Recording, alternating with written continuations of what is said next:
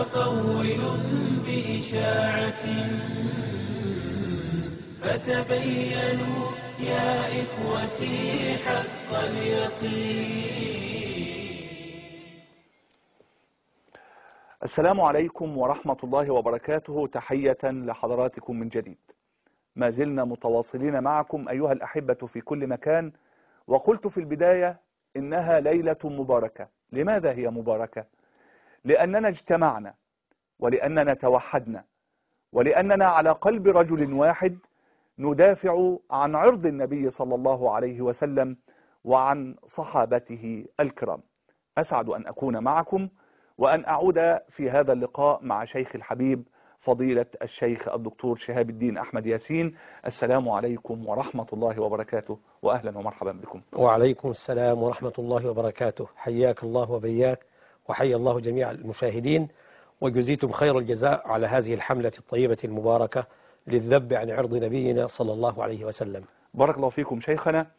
وهذه فرصة، يعني كلنا نعلم أن السيدة عائشة هي زوج النبي صلى الله عليه وسلم، هي ابنة الصديق، هي الطاهرة المطهرة، هي من برأها رب العالمين. ولكن هذه فرصة، وقد أعطونا هذه الفرصة بفضل الله تعالى كي نقول لإخواننا ولأخواتنا ولأبنائنا في كل مكان: ها هي، هذه هي أم المؤمنين السيدة عائشة. الحمد لله رب العالمين، والصلاة والسلام على أشرف الأنبياء وخاتم المرسلين، وعلى آله وأصحابه الطيبين الطاهرين، ومن تبعهم وأحبهم إلى يوم الدين. اللهم صل على محمد وآل محمد كما صليت على إبراهيم وآل إبراهيم إنك حميد مجيد.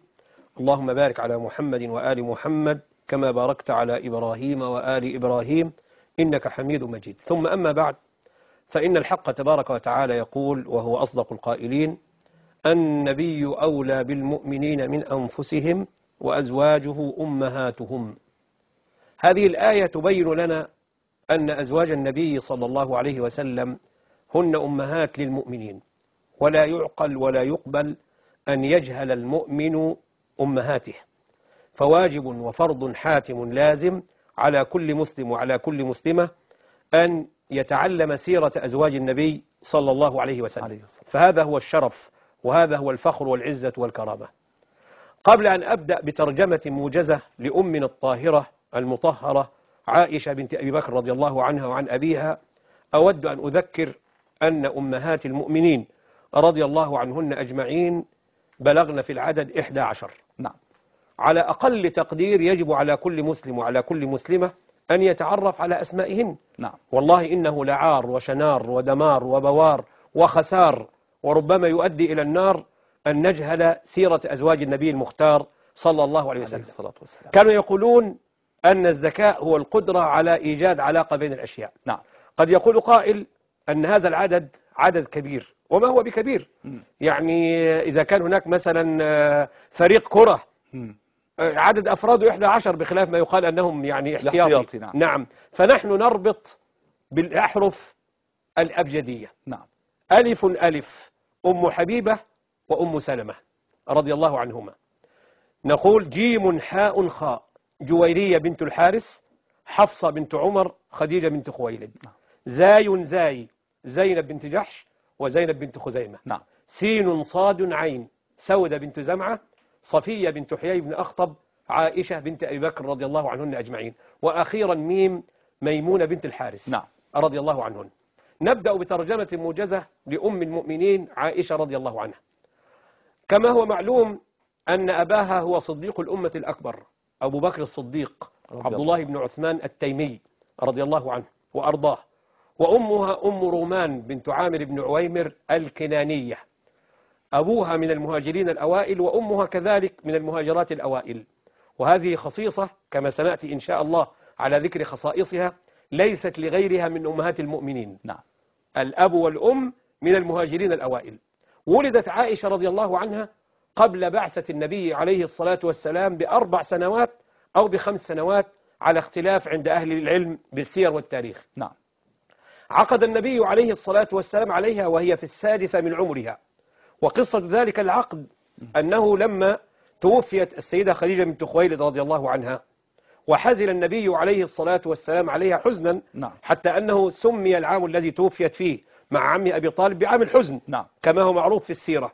جاءته الصحابية الجليلة خولة بنت حكيم بن الأوقص، نعم.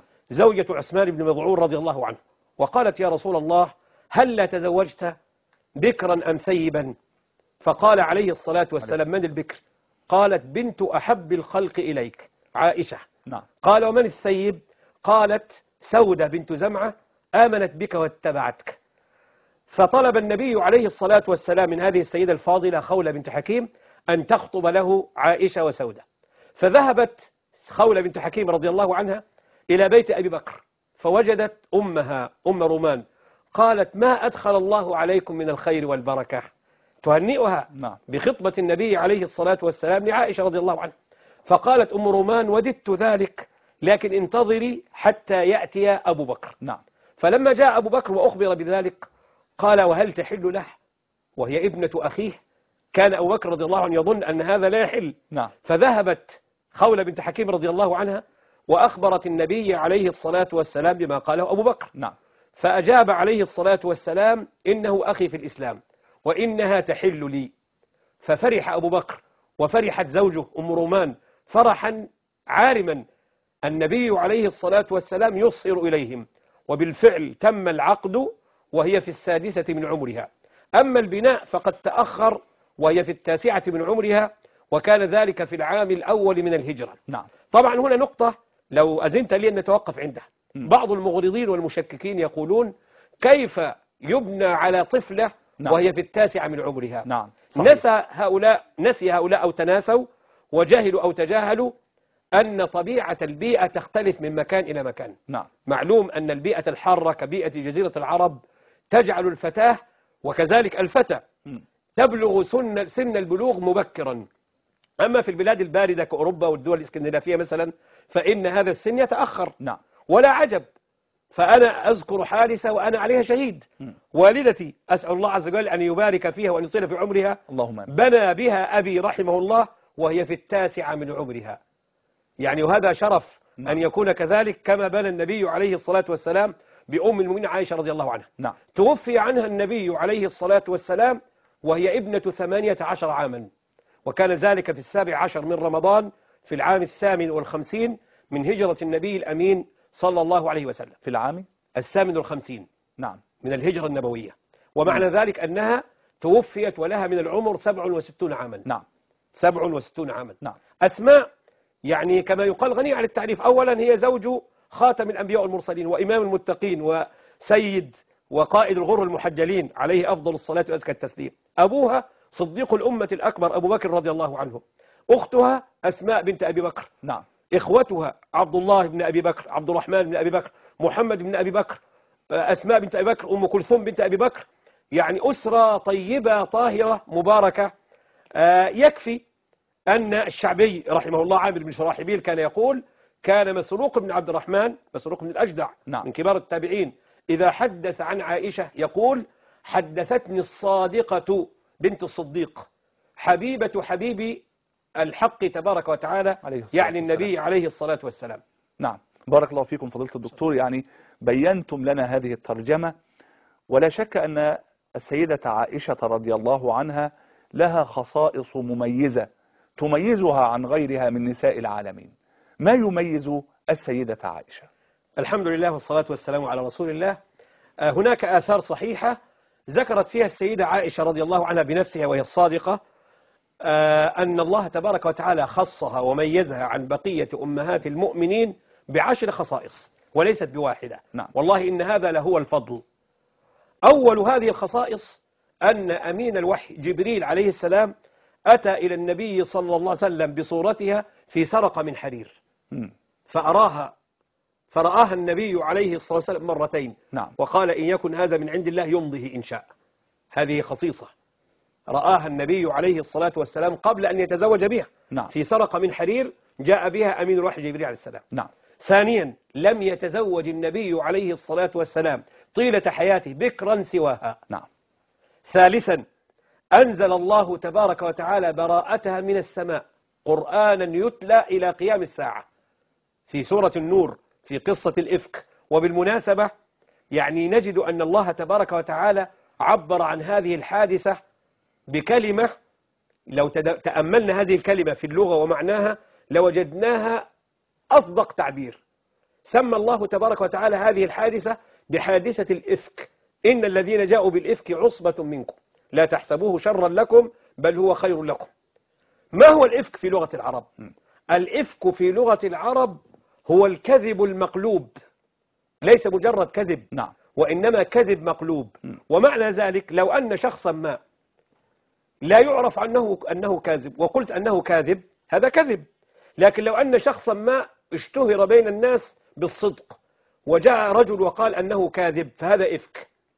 لو أن امرأة سوى عائشة رضي الله عنها اتهمت بهذه التهمة لقلنا هذا كذب. نعم. لكن أن تتهم الطاهرة العفيفة الحصان الرزان بأنها أتت ما أذيع وما أشيع، فهذا ليس بكذب وإنما هذا إفك، الكذب المقلوب. نعم، أنا أستأذنك شيخي نتلقى هذا الاتصال من الدكتور خالد الشايع. السلام عليكم ورحمة الله وبركاته.